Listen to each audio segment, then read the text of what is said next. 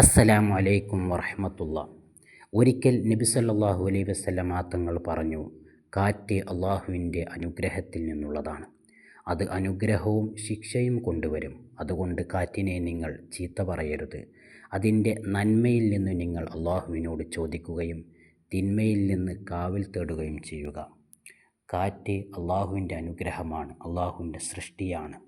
കാറ്റിനെ ഭൂമിയിലേക്ക് അയക്കുന്നത് അള്ളാഹുവാണ്.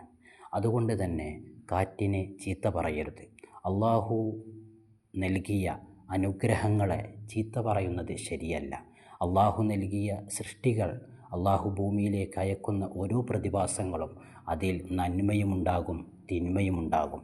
നന്മയും തിന്മയുമായ എല്ലാ കാര്യങ്ങളും അള്ളാഹുവിൽ നിന്നാണ്. അതുകൊണ്ട് കാറ്റിൽ നിന്നുള്ള അനുഗ്രഹം അള്ളാഹുവിനോട് തേടുക. കാറ്റിൽ നിന്നുള്ള ദോഷത്തെ തൊട്ട് അള്ളാഹുവിനോട് കാവലിനെ തേടുക. അസ്സലാമു അലൈക്കും.